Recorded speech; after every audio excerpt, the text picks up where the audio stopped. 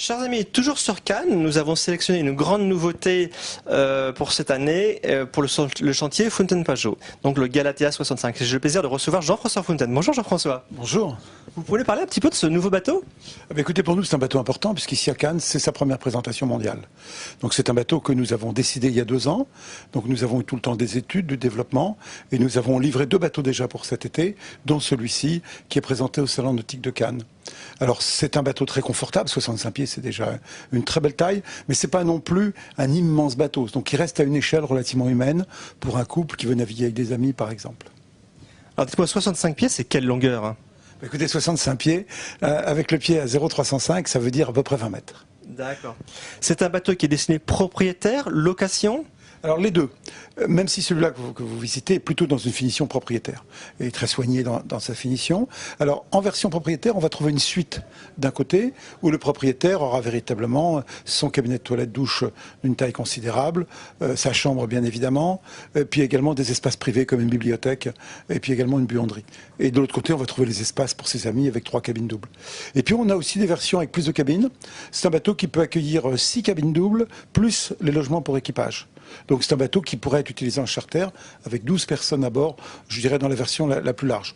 En général, c'est plutôt sur une version 10 personnes que les clients veulent travailler avec ce bateau en charter.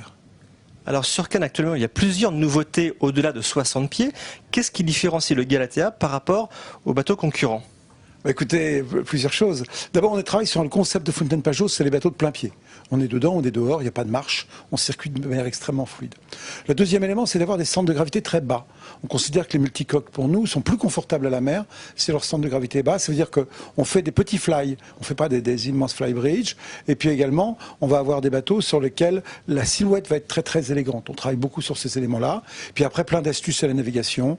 On a l'annexe qui est protégée du soleil et qui ne va pas brûler grâce à son bain de soleil qui est au-dessus, qui donne en plus un espace de bronzage supplémentaire. Un carré VIP qu'on va trouver sur la partie supérieure du bateau, en symétrique de l'espace de navigation, un carré pour les invités qui ne participent pas à la manœuvre et qui veulent vraiment naviguer. Donc on va vraiment trouver dans ce bateau à la fois des fondamentaux de Fountaine Pajot sur la circulation à bord, sur la capacité sous voile, mais également un certain nombre de nouveautés que nous avons incorporées dans ce bateau. Alors 65 pieds, c'est quand même un bateau imposant. Il faut combien de personnes pour faire manœuvrer ce bateau ? Écoutez, moi je l'ai utilisé pendant le convoyage, j'ai fait 1800 000 avec cet été, et je considère qu'à 2 on peut tout à fait très bien manœuvrer. Alors c'est vrai que le bateau est équipé en winch électrique, donc sur le plan physique il n'y a pas d'effort particulier à faire. À 2 personnes on le manœuvre bien, ça peut être le propriétaire et un marin qui l'aide, ça peut être un skipper bien sûr. Donc vous voyez, c'est des bateaux qui restent maniables, on reste à une échelle humaine au plan de la navigation, avec un plan de voilure avec une grand voile à corne, donc une très très belle grand voile issue de la course qui va donner beaucoup de propulsion, génois sur enrouleur, trinquette sur enrouleur et également de Jennaker bien sûr. Jean-François, merci pour toutes ces informations. Merci beaucoup.